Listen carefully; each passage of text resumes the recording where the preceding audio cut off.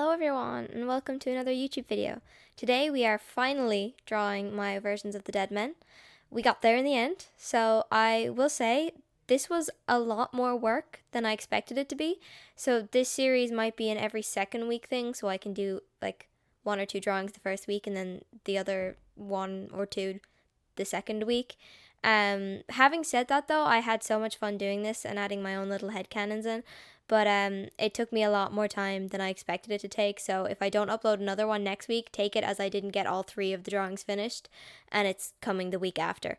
With that all out of the way, I did really enjoy making this. So if you enjoy watching it, drop a like and don't forget to subscribe. And also feel free to let me know about any of your own headcanons or anything I missed, because I've probably missed a good bit. There are a lot of books in this series, and also I had to cut it down a bit because I didn't want this video to be hours long. So now let's get on to the video. And also spoilers for like all the books probably. I can't remember what ones I used specifically to cite these, so just say all of them.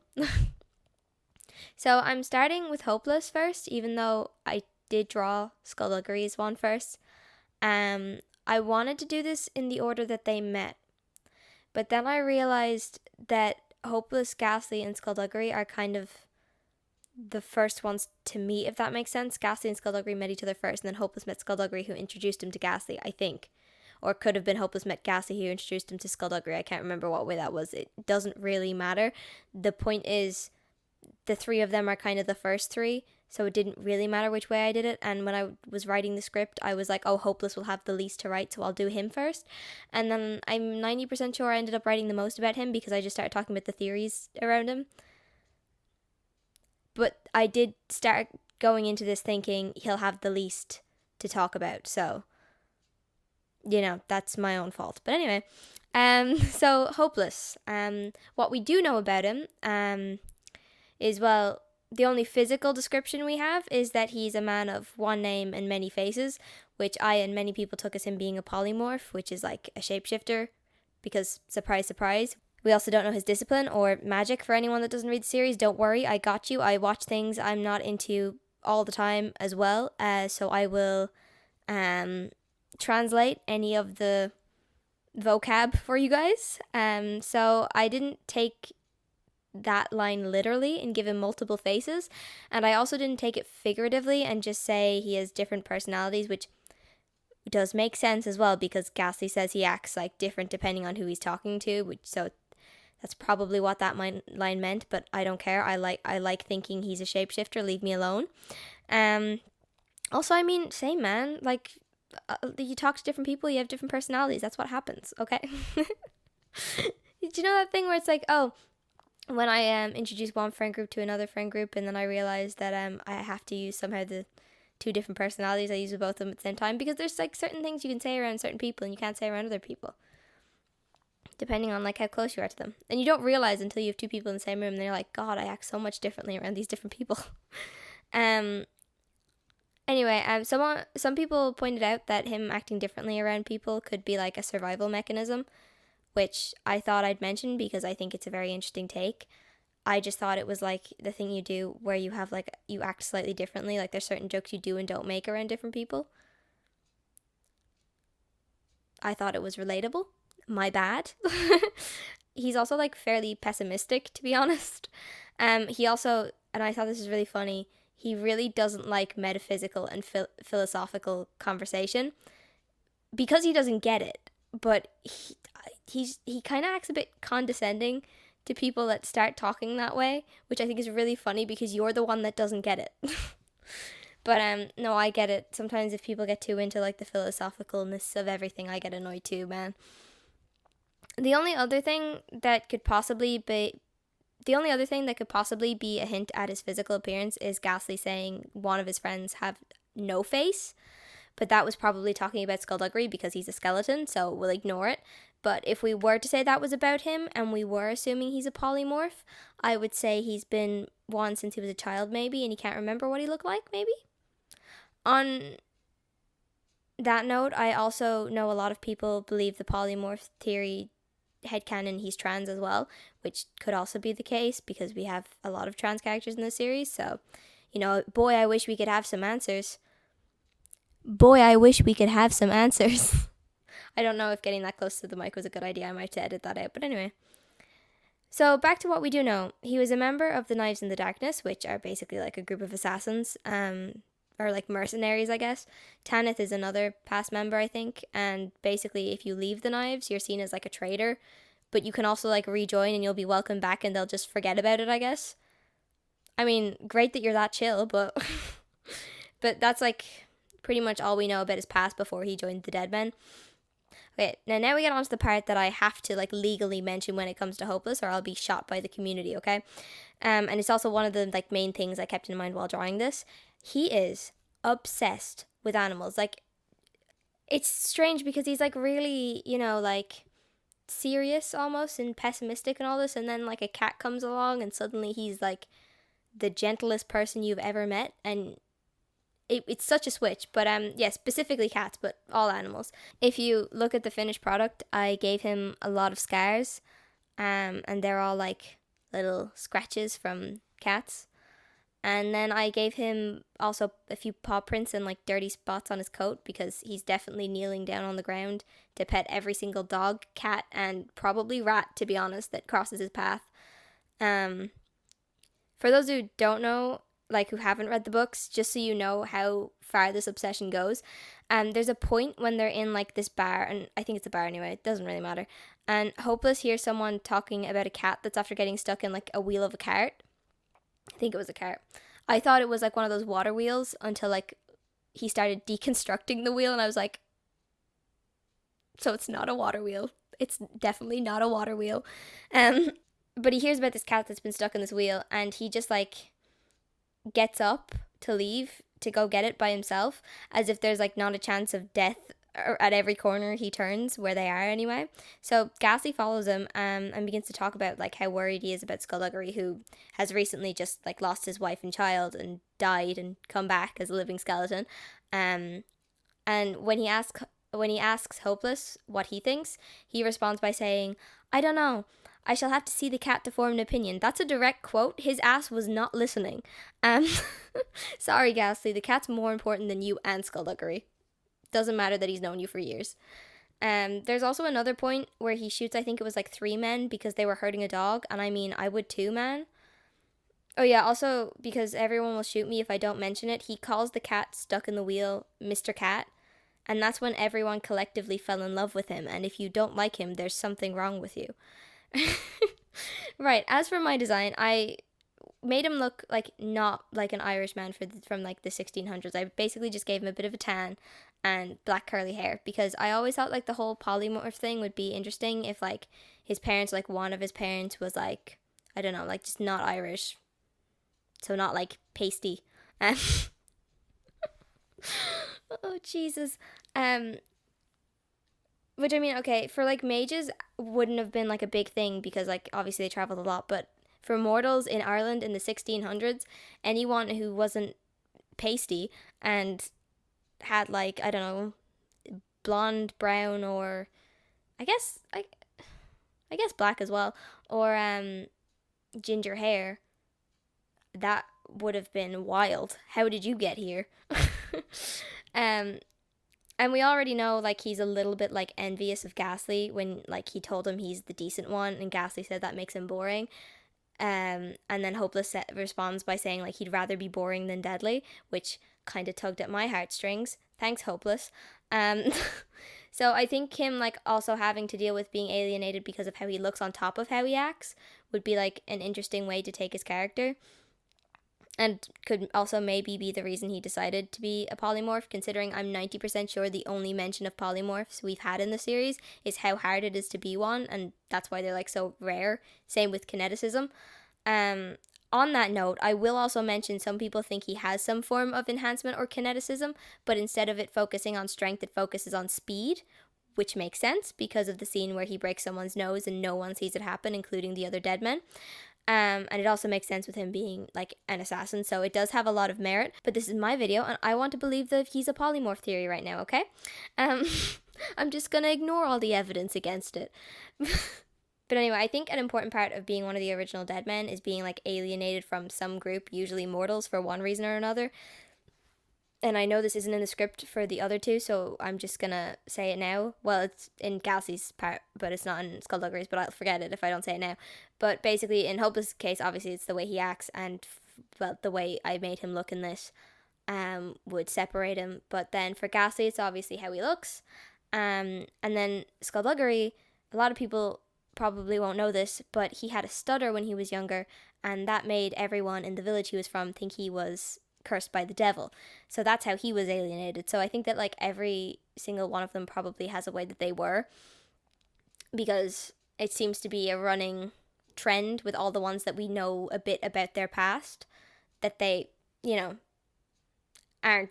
they don't fully fit in with everyone around them. So I think that's probably the running trend amongst the Deadmen. That's probably one of the reasons they get on really well. Like if I had to guess, like for Anton, he's a Gist user, so a lot of people are like scared of him. So I'm assuming like everyone has something along the lines of that, but I don't know. I also think that it would be cool if he was raised by the knives, because like a lot of people were talking about that, and I also think like the theory holds some weight as well because of how he acts. Like I feel like he doesn't act like someone who had two perfectly fine parents and a lovely childhood. Do you know what I mean? I also think that it could be a cool way to implement his love for like animals, because like maybe he was sneaking some food out to like stray cats, because I mean there can't be many children in the Knives, you know, like a mercenary slash assassin organization. So you know, my boy needs some friends. Let him have some cats. I also think that this could be the reason for his self-reliance, arguably over self-reliance. For instance, like with his friends while he's profiling all of them, Ghastly mentions that he doesn't even know if he knows him. And I'm sure a lot of the Deadmen feel the same. Like I mentioned earlier, like Ghastly was saying, he has different personalities for like everyone he talks to. I guess it's not relatable to have a different one for everyone you talk to. Every different group, maybe. I retract my former statement. And having said that, he definitely does care about them, because he holds grudges whenever anyone like hurts his friends in any way, and I mean he holds grudges. Like it doesn't matter if he understands how it hurts them. You like, I don't know, if you eat their food and they get sad about it, you better watch your back. Now, he does also work well in a team, but he definitely prefers to work on his own, and in the Erased timeline, that's kind of the reason he died. Although you could argue that they all died in that timeline, so, you know. As for, like, how he actually died, though, for those of you who don't know, he's assumably dead before the series starts, and I'd say assumably because we haven't been told how he dies, and this is Skulduggery Pleasant, so therefore I don't believe it for 1 second, Derek Landy, until you tell me exactly how it happened. And even then, I'm not sure if I would. Most people think he's Skulduggery's like unnamed friend that was killed by Baron Vengeance, because it's mentioned that Hopeless was like the only person that could single-handedly kill Baron Vengeance, which could have been our hint. But I don't know, man. I feel like we would know by now, considering how upfront Larrikin's death was. And I know that was a way to be like, oh, look how happy this new dude Dexter is that we've just been introduced into. Oh, he's traumatized. I know that was the effect you were looking for there, but also like you were way too honest about Larrikin's death to then just like not mention Hopeless's at all, and also focus on Hopeless so much more than Larrikin. There's not a single book or short story, I think, that actually includes Larrikin, but there's a short story and a book that includes Hopeless. So you can't tell me that you're going to focus on the other one so much and then not tell us how he died, unless he's alive. I'm desperate. Other than that, there's the fact that he tried to kill China once, and there's like a lot of theories on that. I kind of fall into because she had a child, for those of you who don't know, and I kind of fall into the bracket of like people who are saying that he probably saw the child, like was probably recent, like before she got rid of the baby, and like saw the child, and she probably played it up, and he was like, dang, I can't kill her, she's got a baby. Because like unless she outsmarted him, which is the most likely way, because she probably didn't overpower him, let's be honest. But even then, like he's fairly smart, unless she started talking to him about philosophical stuff, and he was like, fuck that, and left. And I doubt he'd go to kill a Signum linguist which is basically like someone who uses like sigils, which are like magic symbols that do stuff, without expecting her to make traps out of sigils. Like, I don't think he'd go into this unprepared, knowing who she was, considering she was on his side of the war first. So he already knew her, you know? So I'm assuming she'd have to tug on his heartstrings in some way, or somehow she tricked him. One of those two things. I'm not underestimating China, by the way. I'm just not underestimating Hopeless either. Like, you can't tell me that he's supposed to be able to single-handedly kill Baron Vengeance and not be able to, like, kill China unless she outsmarted him, which he could have done. Or, and actually, after mentioning this, this is probably the biggest theory. She started talking about philosophy and he just wasn't up for it. Someone add that into the theory pool. Anyway, so yeah, I think she probably tugged on his heartstrings or outsmarted him before, like, you know, chucking the kid out the window, because who cares about that kid? She doesn't actually throw the kid out the window. She just sends the kid away. That's important. Oh, it would be so funny if she threw the kid out the window. I'm only saying that because the kid turned out to be a bit of an ass. A rightful ass, considering what her mother did to her, but I don't like her that much. I don't hate her either, actually. I kind of felt like really bad for her. The whole like plot line with her was a bit weird though, but I felt really bad for her, especially because like basically I can't remember what happened entirely, but there was something to do with wherever she was, like her magic was blocked or something, so she did age, so she's like really old, and I feel really bad for her. So I mean, as bad as I feel for China having gotten like the life force sucked out of her and like becoming old as well, she kind of deserved it. She kind of deserved it a little bit, guys. Can we be honest about that? She did. But also, yeah, anyway, let's move on to Ghastly. So for Ghastly, I had to try draw scars, obviously, and I know his scars are supposed to be symmetrical, but I struggled enough drawing scars in the first place, so shush. They're semi-symmetrical, and that's good enough, okay? So we actually know quite a lot about Ghastly. For one, he's the decent one according to Hopeless. He's an elemental, which that's a fairly obvious discipline to guess. He uses the 4 elements, and they're not like Avatar The Last Airbender elements, but I'm not explaining it in this video. I'm sure there's another one that explains them. I can't even remember. What does water do again? I don't remember what water does because no one ever uses it. We're elementals. We get 4 powers while adepts only get 1, maybe 2. We only use 2 of them, ever. But we have 4. Like, one of them turns us to stone, so we don't use that one, okay? And the other one, we use so little that none of the readers even remember what water does. We don't use that one. We use fire and air. But we have fire, air, water, and earth. Like, anyway, he also has, like, 2 nice parents. Whoa, that's crazy. A healthy home life in Skulduggery Pleasant. I mean, Valkyrie has a healthy home life too, actually, so... Okay, it's not that rare, but it's fairly rare. If I had a nickel for every time there was a healthy home life in Skulduggery Pleasant, I'd have 2 nickels, which isn't a lot, but it's strange that it happened twice. His mother was killed by Lord Vile, though, which is kind of awkward, but we'll get into that later. He likes boxing, he's a tailor, and he spends 90% of his time being the group's mother.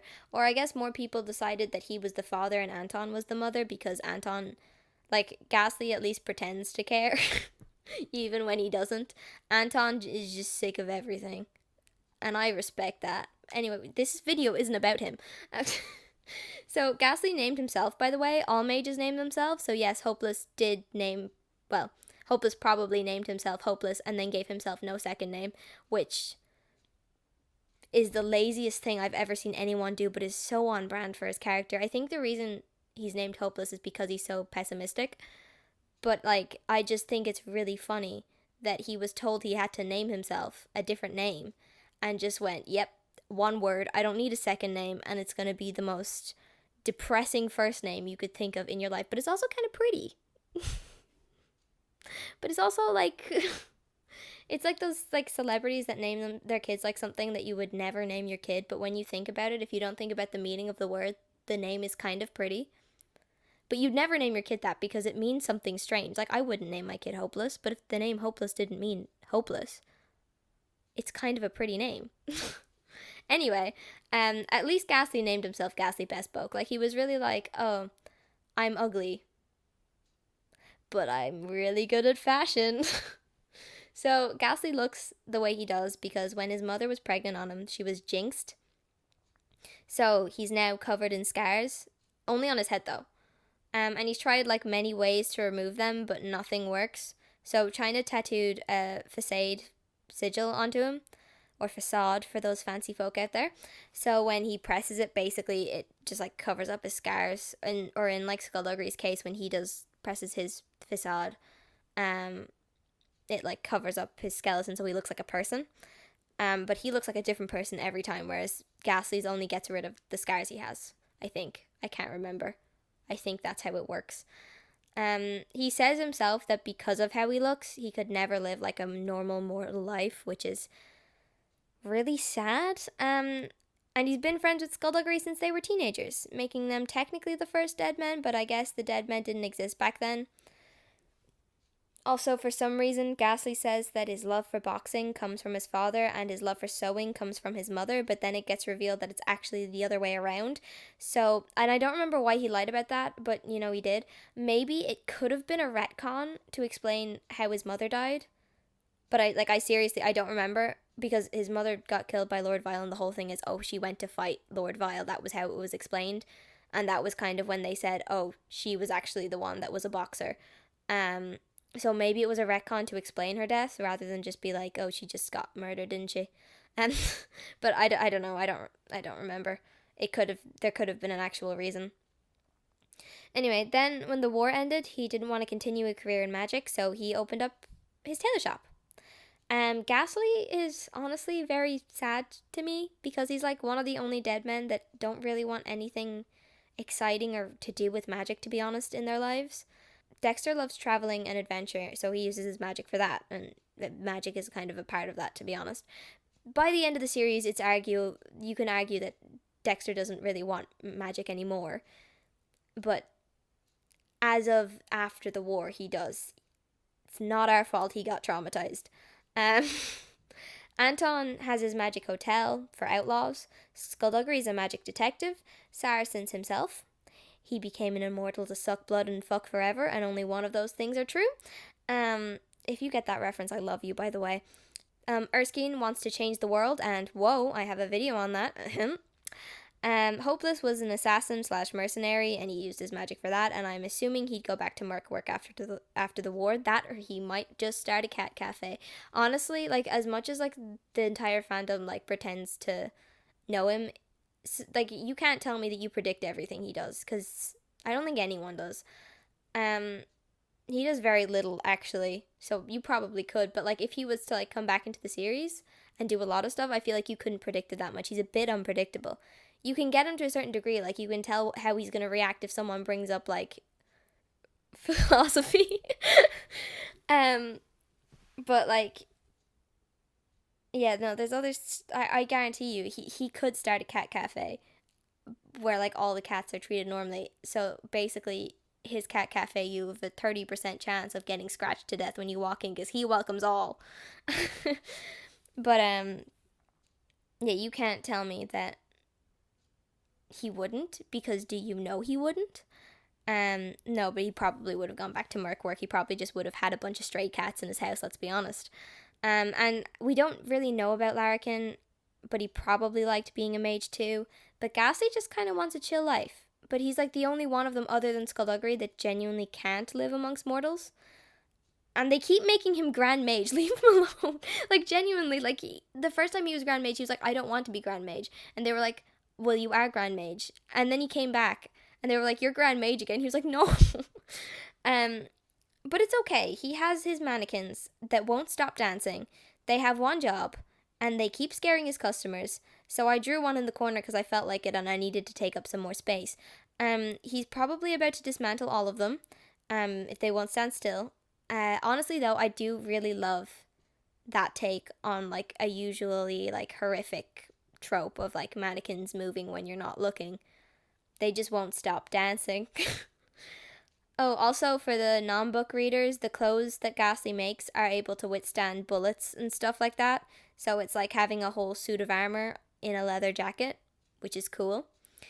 Now on to the thing I didn't want to talk about. Unfortunately, Ghastly dies after being betrayed by Erskine Ravel, who, by the way, Hopeless refers to as the loyal one, but that was before he was kidnapped and tortured and traumatized, so we'll give him that. And he's literally killed by being stabbed in the back. Like, I'm sorry, Ghastly, you make bulletproof clothing. Maybe wear it. In all honesty, though, it was like a death that like shocked the masses. So much so that I'm 90% sure Derek decided to give Dexter a swear pass, but that might be a Mandela effect. If it wasn't though, my mans was just saying what we were all thinking. Oh, and Anton died too, but he's not in this video. Sorry. I'm beefing with him for some reason. I don't know. I love Anton, by the way. I love Anton. I'm not dissing him at all, I promise. He's great. I love him. He'll be in one of the future videos and we'll talk about him then, but this one's not about him. So Ghastly was dead and we were left with the odd mention of him and just like the effects lingering on all the characters until the end came out and suddenly he was back. In short, the universe got reset, and in long, it's far too long to explain, but I'm sure someone's done a book somewhere if you're really curious. But Ghastly was brought back and became Grand Mage again. Jesus Christ, he doesn't want to be Grand Mage, guys, for the last time. But the reason I bring this up is because in the newest book, he's been doing some sketchy stuff where Skulduggery tells Valkyrie they can't fully trust him anymore. Yes, he obviously cares about them a lot still, but he's putting his duties as Grand Mage above his friends and also going behind their backs. Sorry, I'm doing the thing I do sometimes where, like, I can't speak. Does anyone ever do that? Like, when you're, like, talking and suddenly, like, you can't talk anymore and you just, like, have to pause? I do. It's like there's, like, a thing that gets stuck in your throat, but it's not, like, stuck in your throat and you can't say anything for, like, 5 seconds. It happens to me in school all the time, and then the teachers think I'm stupid. I knew the answer, I just couldn't speak for a second. Sorry. As seen with the experiments on the bone wand thing, he is being... Oh, bone wand thing sounds a bit sketch. But it's a bone that channels magic, so you can pretty much do anything with it, and the longer you hold it for, the stronger you get with it. I can't remember what animal the bone came from. It might have been a human, actually. An elbow bone. I can't remember what the bone was from. But it's just like a bone, and Skulduggery makes fun of it, and it's like, oh, so it's like a wand from Harry Potter. I don't think he says Harry Potter, but that's kind of the joke that was made. I wouldn't be surprised. They've mentioned Star Wars a lot. There was literally a character called Luke Skywalker at one stage. But anyway, this bone that can do pretty much anything conveniently ended up in the hands of a serial killer who killed like 5 people. That part wasn't Ghastly's fault, but he still kept the weapon a secret from them when it started killing people. Skulduggery and Valkyrie like actually had to figure it out for themselves before he told them. Like, you knew what that weapon did. And you didn't tell them because you didn't want them knowing that you had been experimenting on it. Or, well, getting other people to experiment on it, I guess. So I'm wondering if Ghastly will, like, end up as a bit of a villain. Not a villain, obviously, but, like, more like in, like, a gray area. Like, he's going to stop them from doing things to save the world because of, like, risk factor or something. Like, rooted in good, but not necessarily good. And, like, having to pick, like, the people over them sort of thing. I don't know, so technically that would make him the good guy, but because it's told from their, like, the books are from their perspective, it'll come across as him being the bad guy. Oh yeah, also, Ghastly with the bloody nose is supposed to be young him, but I don't think that comes across, but it is. Anyway, so on to our final character, Skulduggery Pleasant himself. So if this isn't a show about how much better my art gets when I'm not on my mom's iPad, I don't know what is. Because this is the one drawing from me on my mom's iPad. That's not proper English, but you get the idea. Huion might use this as their next marketing campaign because the difference is kind of embarrassing on my part, to be honest. In fairness, though, it's because I'm not used to drawing on IBIS Paint, but we can pretend it's drawing tablet and create a magic. So Skulduggery is magically ambidextrous. Hey, I told you this video had spoilers. He's an elemental, which we know from the beginning of the series. And he can also use necromancy. This is important, as we find out later in the series, that he was actually Lord Vile, aka the guy that killed Ghastly's mother. So that's why it's awkward.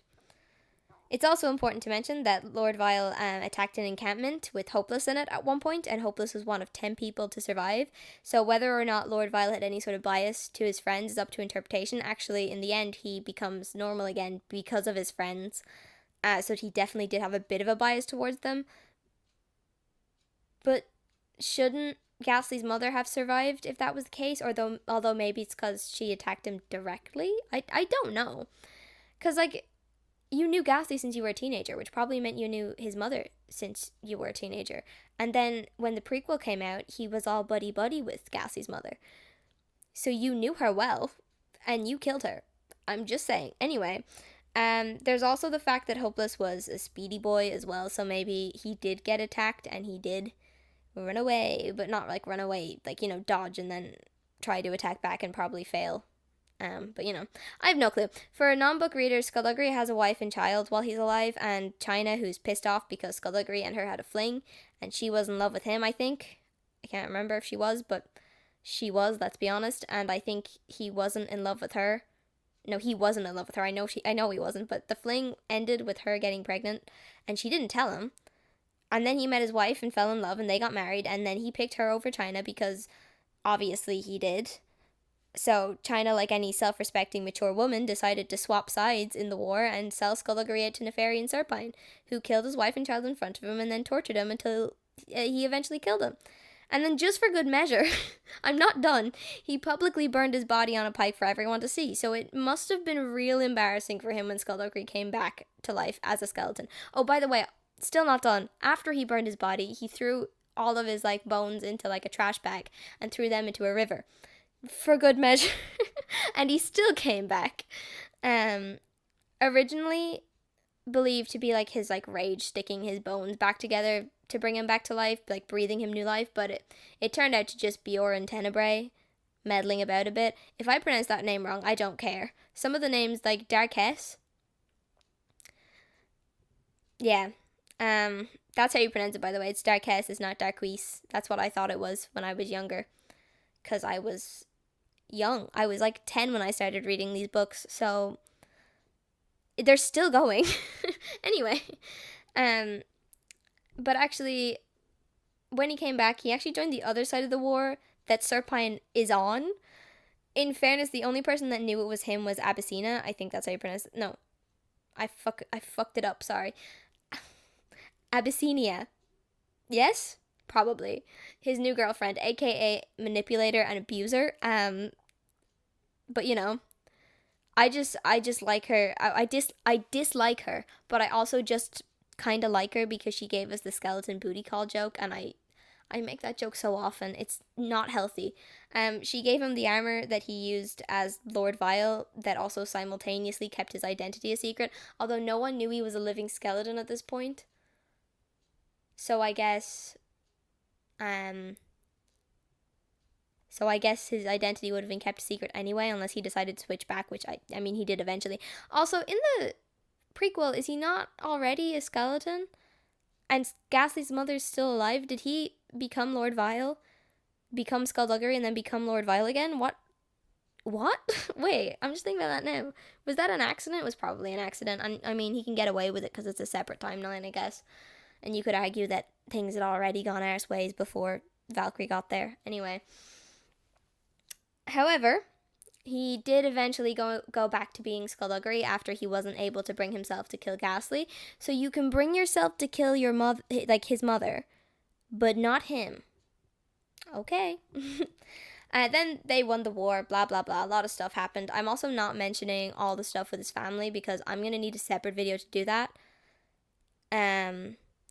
Which is also why I didn't draw his skeleton version in this video, because I'm going to do him again as a skeleton in a separate video and bring all that stuff up, because I need to do a lot of research on that, because I don't remember. I remember Peckant was his brother, and that's it. And something about Gog Magog being his dad or something, maybe? That's probably wrong. Don't quote me on that. Okay, anyway, afterwards, he became a detective and got his skull stolen by goblins. And then he had to use a different one that he won in a poker game until eventually he managed to recover his old one with Valkyrie. See how much more detail can go into a video when you actually do research for it? By the way Serpine manages to like catch Skulduggery out is so dirty. For those of you who like don't read the books, what he did was coat like a dagger in poison and then leave it like at the entrance to his house. So Skulduggery enters his house, sees Serpine kill his wife and child, and of course goes and reaches for the dagger, which poisons him and renders him paralyzed so that Serpine could capture him. I mean, he's a cat. Like what a coward! What a coward! Smart. Yeah, like know your limits, y'all, but like cowardly nonetheless, you know? Also, how did he cut himself beforehand? How did the dagger poison him?